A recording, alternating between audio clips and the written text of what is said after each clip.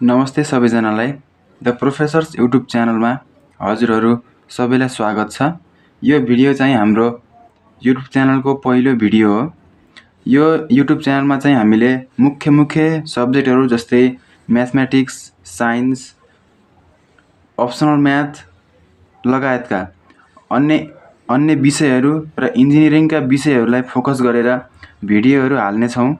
यो च्यानलमा चाहिँ बेसिक लेभलदेखि लिएर स्कुल लेभलदेखि लिएर ब्याचलर्स लेभलसम्मको सम्पूर्ण विषयहरूको बारेमा पढाइने भएको कारणले गर्दाखेरि यो च्यानल चाहिँ तपाईहरुको लागि अति महत्त्वपूर्ण हुन सक्छ।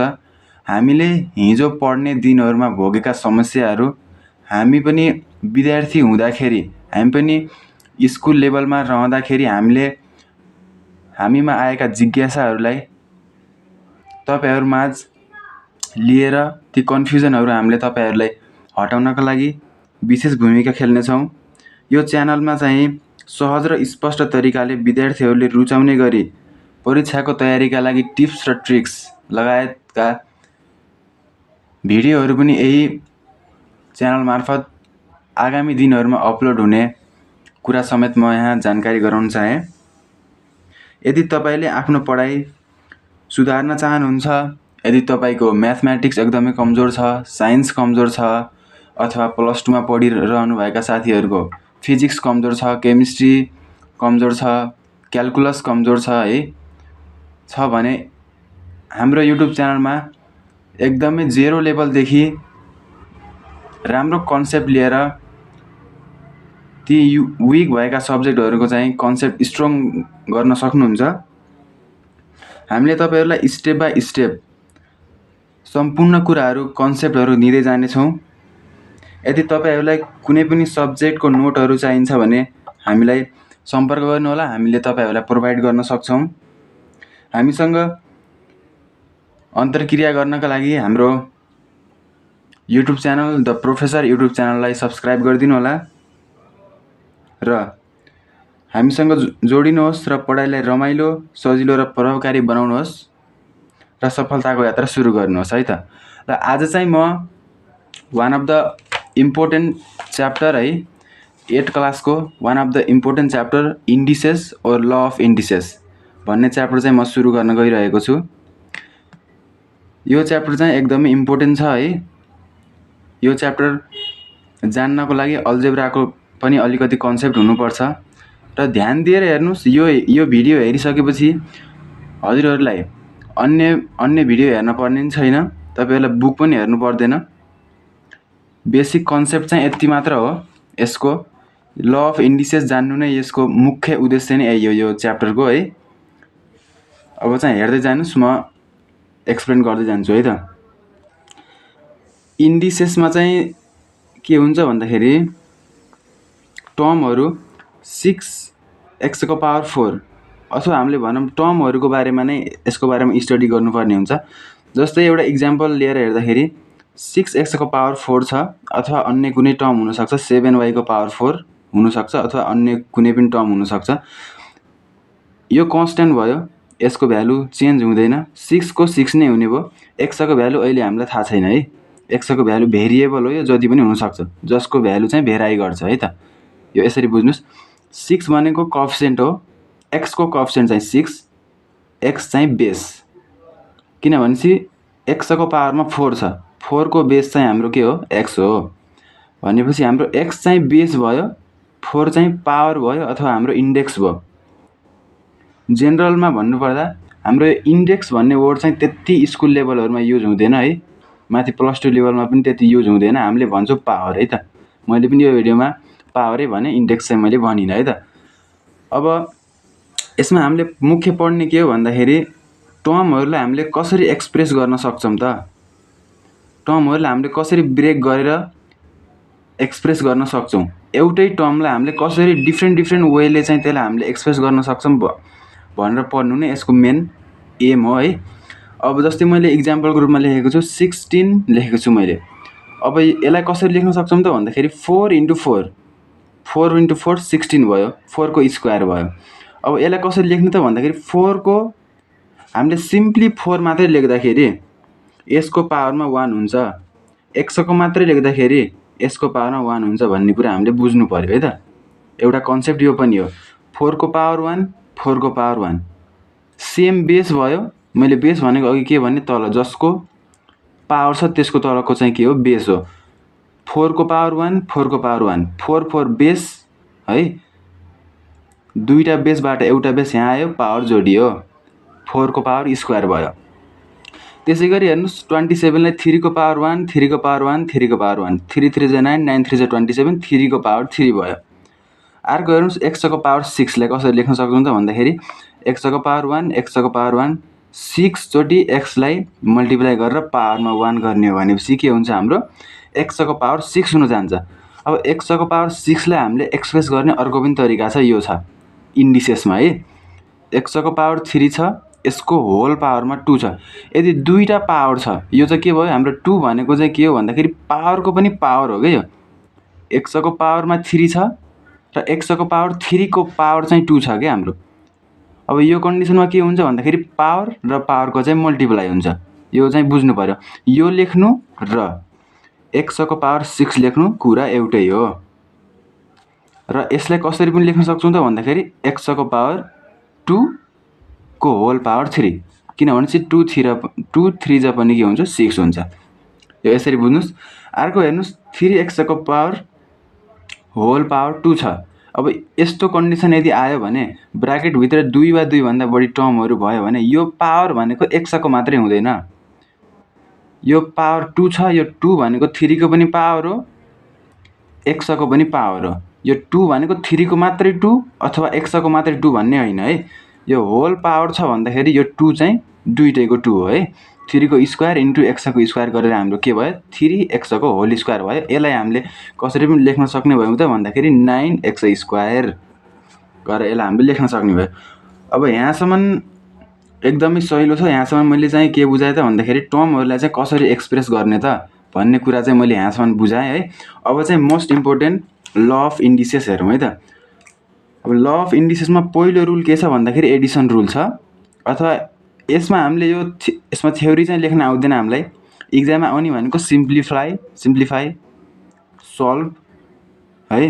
What is the value of x so that it's value is 1 upon something भनेर आउँछ हामीलाई एक्जाममा चाहिँ। हामीले यसको थ्योरी यो ललाई चाहिँ के भन्ने, यो ललाई चाहिँ के भन्ने कुरा चाहिँ हामीले यहाँ पढ्न पर्दैन। जस्ट हामीले के थाहा पर्ने हो भन्दाखेरि टर्महरुलाई चाहिँ कसरी एक्सप्रेस गर्न सकिन्छ भन्ने कुरा। जस्तै अब यहाँ हेर्नुस् बेस x छ, यहाँ हाम्रो के भयो बेस 4 नै थियो, यहाँ पनि बेस 4 नै थियो, यहाँ x नै छ, यहाँ पनि x नै छ भनेपछि के हुनु पर्यो त यो त हाम्रो के हो 4 को पावरमा 1 + 1 हो। त्यसैगरी हामीले यसलाई के लेख्नु पर्यो त x को पावरमा a + b लेख्नु पर्यो। यदि कस्तो कन्डिसन आको भयो भन्दाखेरि a को पावर a x को पावर a इन्टु x को पावर a नै भएको भए के लेख्थ्यौं त हामीले भन्दाखेरि x को पावर a + a गरेर हाम्रो कति हुन्थ्यो 2a हुन्थ्यो। हामीले यसरी लेख्न सक्थ्यौं। अब अर्को कुरा हामीले कहिले मिस्टेक के गर्छौं त भन्दाखेरि x को पावर a जस्तै हामीलाई हाम्रो टर्म x को पावर a इन्टु y को पावर b छ भने हामीले कहिले के लेख्छौं त भन्दाखेरि x y को पावर a + b लेख्दिन्छौं के। मिसकन्सेप्ट भएर यो। तर यो चाहिँ हामीले लेख्न सक्दैनौं, यो चाहिँ हामीले लेख्न पाइदैन। किनभने चाहिँ बेस डिफरेन्ट छ भने पावरहरु जोड्न पाइदैन। बेस डिफरेन्ट छ भने के लेख्ने भयो त भन्दाखेरि x को पावर a इन्टु y को पावर b जे छ हामीले त्यहीलाई मल्टिप्लाई गरेर राख्ने भयो। अब फ्र्याक्सनमा हेर्नुस् x को पावर a अपन x को पावर b छ भने के हुन्छ त भन्दाखेरि यदि बेस सेम भयो, पावर डिफरेन्ट भयो अथवा पावर सेम भयो भने x को पावर a अपन x को पावर b यदि यो फ्र्याक्सनको फर्ममा भयो भने तपाईले x को पावर a - b लेख्न सक्नुहुन्छ। अथवा यसलाई तपाईले लेख्ने अर्को तरिका के भन्दाखेरि 1/x को पावर b - a लेख्न सक्नुहुन्छ। कुरा एउटै हो है त। ल मैले यसमा अरु एउटा तपाईलाई कन्सेप्ट के दिए त भन्दाखेरि x को पावर a + b आउँछ कहिले है। यसलाई चाहिँ हामीले तपाईले कसरी लेख्न सक्नुहुन्छ भन्दाखेरि x को पावर a इन्टु x को पावर b लेख्न सक्नुहुन्छ है। यो चाहिँ एकदम इम्पोर्टेन्ट छ यो प्रोपर्टी चाहिँ है। तपाईहरुको एक्सरसाइज बुकमा पनि यो दिएको छ। यो नदिए पनि यो युज गरेर चाहिँ हामीले सिम्प्लिफाई गर्नुपर्ने हुन्छ है। यो थाहा पाउनुहोस् एउटा कुरा, यो पनि एकदम इम्पोर्टेन्ट प्रोपर्टी भयो। अर्को कुरा के त भन्दाखेरि x को पावरमा कति नेगेटिभ a छ। यसलाई चाहिँ तपाईँले कसरी लेख्न सक्नुहुन्छ भन्दाखेरि x को पावर माइनस a छ भन्दाखेरि 1/x को पावर a लेख्न सक्नुहुन्छ। अब जस्तै तपाईँले 2 को पावर माइनस 1 छ भन्दाखेरि यसको भ्यालु कति हुन्छ भन्दाखेरि 1/2 हुन्छ सिम्पली। अथवा यसलाई चाहिँ तपाईँले कसरी लेख्न सक्नुहुन्छ भन्दाखेरि 2 को पावर माइनस 1, यही नै हो। यसमा धेरै कुरा यसमा छैन है। अर्को रुल छ यो मोस्ट इम्पोर्टेन्ट, x को पावरमा माइनस a अपन x को पावरमा माइनस b को होल पावर c। मैले अघि नै यो रुल भन्ने बेला के भने भन्दाखेरि यो जुन हाम्रो c छ, यो c भनेको x को पावर माइनस a को मात्रै पावर होइन, यो चाहिँ के हो x को पावर माइनस b को पनि पावर हो। भन्दाखेरि यसलाई कसरी लेख्न सक्ने भयो भन्दा x को पावर माइनस b छ यहाँ तल, माथि चाहिँ के छ x को पावर माइनस a छ भन्दाखेरि यसलाई चाहिँ कसरी लेख्ने हो भन्दाखेरि x को पावर माथि गयो b भयो। यो रुल अनुसार यो रुल हेर्नुस् यहाँ छ, x को पावर माइनस b चाहिँ माथि गएर पोजिटिभ भयो, x को पावर b तल चाहिँ के भयो भन्दाखेरि x को पावर a चाहिँ तल आयो, यसको होल पावर c भयो। अब यो c भनेको त यसको मात्रै c होइन, यसको मात्रै पनि c होइन, यो त दुवैको हो। भनेपछि हाम्रो के हुने भयो भन्दाखेरि x को पावर bc अपन x को पावर ac। अब मैले के भने यो रुलमा, यो रुल अनुसार के त भन्दाखेरि फ्र्याक्सनमा छ भनेपछि हामीले पावरहरू घटाउनु पर्छ। x को पावर bc दुईटा बेसमध्ये एउटा बेस यहाँ आयो, x को पावर bc माइनस ac भयो है त। अब यहाँ कमन आयो c कमन आएपछि के हुन्छ b माइनस a हुन्छ। अब यो कमन त तपाईँहरूले बुझ्नुभयो होला है, नबुझे पनि म आगामी भिडियोहरूमा भन्दै जानेछु। यो कस्तो हो भन्दाखेरि अब यो कमन 8 क्लासमा पढ्दै हुनुहुन्छ, यो कमन ल्याउनु चाहिँ हजुरहरूलाई पक्कै पनि थाहा होला है। यदि कसैलाई थाहा छैन भने चाहिँ म यहाँ अलिकति बुझाइदिन्छु है। अल्जेब्रा पढ्ने बेला चाहिँ यो बुझ्नै पर्ने हुन्छ। कस्तो त भन्दाखेरि कमन टर्महरू चाहिँ के छ भन्ने कुरा हो कमन लिँदाखेरि। जस्तै फर इक्जाम्पलको लागि कस्तो भन्दाखेरि xy प्लस 2xy भयो रे, यो टर्म आयो रे।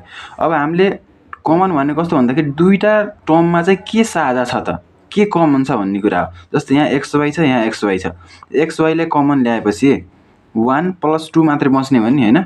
किन भनेपछि यो भन्नु र यो भन्नु चाहिँ एउटै कुरा हो। योबाट नै हाम्रो यो टर्म आउँछ के, कसरी भन्दाखेरि ल xy लाई भित्र मल्टिप्लाई गर्नुस्, xy × 1 xy + 2 × xy 2xy, ठ्याक्कै यही टर्म आयो नि होइन।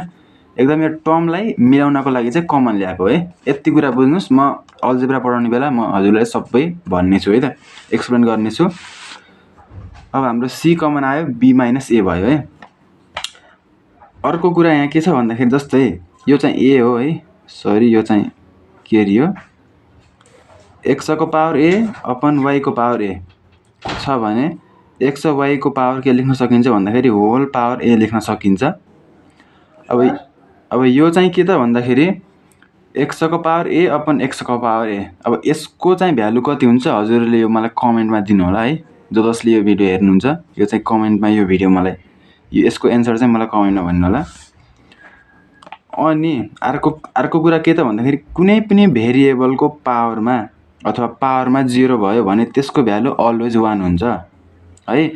2 को पावर 0 होला, 3 को पावर 0 होला, x को पावर 0 होला, y को पावर 0 होला, यसको भ्यालु अलवेज 1 हुन्छ। यो कुरा जान्नु पर्यो। अब यो कुरा चाहिँ हामीले यहाँ नै आइसक्यो है। अब x को पावरमा a छ, पावरको पनि पावर छ भने चाहिँ के हुन्छ, पावरहरूको मल्टिप्लाई हुन्छ, यो पनि भयो। अर्को कुरा है, ओहो यहाँ छेकिएछ, मैले भनेको यो x को पावरमा 0 छ, भेरिएबलको पावरमा 0 छ अथवा कन्स्टेन्टको पावरमा 0 छ भने यसको भ्यालु अलवेज 1 हुन्छ। अनि यो x को पावर a मा, x को पावर a पावरको पनि पावरमा छ, यो मल्टिप्लाईमा छ भनेपछि के हुन्छ, पावरहरूको मल्टिप्लाई हुन्छ भनेर बुझ्नु पर्यो।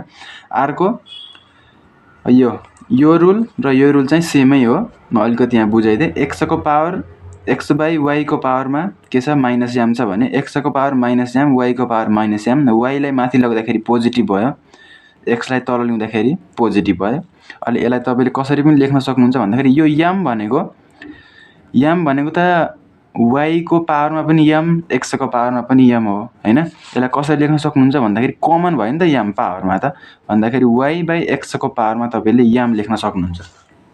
यदि कन्डिसन कस्तो भएको भए भन्दाखेरि कन्डिसन यस्तो भएको भए y को पावरमा a भएर x को पावरमा b भएको भए चाहिँ हामीले होलमा कुनै पनिलाई लेख्न मिल्दैन है।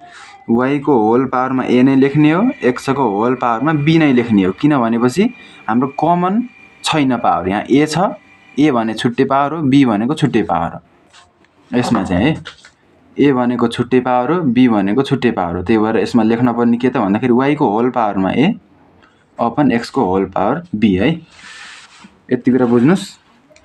अनि अर्को यो यदि यो इक्जाम्पल मात्रै लेखेको मैले 2 को पावरमा 2/3 इक्वल टु x भन्ने एक्सप्रेसन छ भने 2 इक्वल टु x को पावर ठ्याक्क यसको रेसिप्रोकल हुन्छ। कसो त भन्दाखेरि यसरी बुझ्नुस्। m को पावर 1/2 छ इक्वल टु मानम n छ भने यसलाई तपाईले कसरी लेख्न सक्नुहुन्छ भन्दाखेरि m इक्वल टु n को पावर 2/1 अथवा सिम्पली n लेख्न सक्नुहुन्छ, n स्क्वायर लेख्न सक्नुहुन्छ।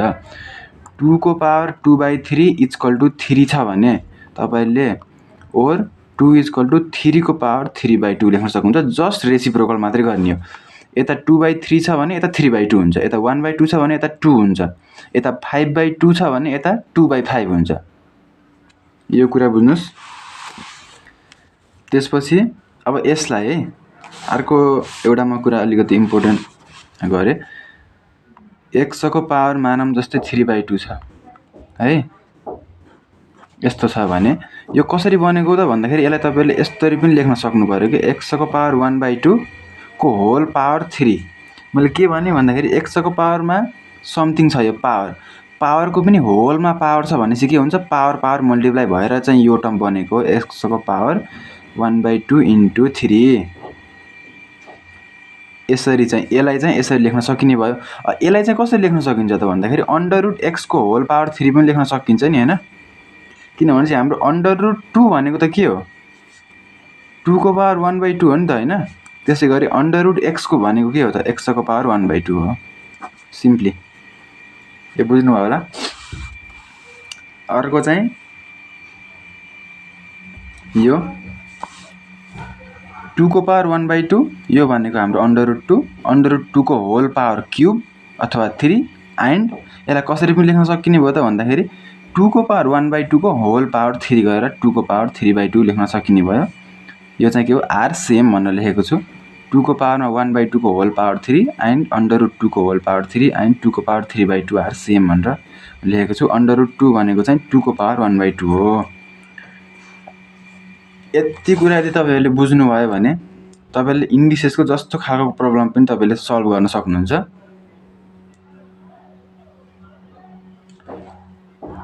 आजलाई चाहिँ यति गरौँ। तपाईहरुलाई यो भिडियो चाहिँ कस्तो लाग्यो, बुझ्नु भयो कि बुझ्नु भएन, कति बुझ्नु भयो कति बुझ्नु भएन है। बुझ्नु भयो भने ठीक छ, बुझ्नु भएन भने कमेन्ट गर्नु होला कुन चीजमा बुझ्नु भएन, कहाँ बुझ्नु भएन। हामीले आगामी भिडियोहरुमा त्यसलाई चाहिँ सुधार्ने प्रयास गर्नेछौं।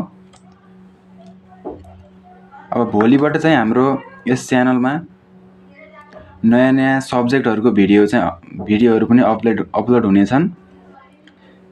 भोलिबाट चाहिँ हामी यो इन्डिसेसको अथवा ल अफ इन्डिसेसको हामीले प्रब्लमहरु सल्भ गर्नेछौं। यदि तपाईहरुलाई यो भिडियोबाट केही नयाँ कुरा सिक्नु भयो भने यस भिडियोलाई लाइक गरिदिनु होला, शेयर गरिदिनु होला र सब्स्क्राइब गरिदिनु होला। हस्त धन्यवाद है त।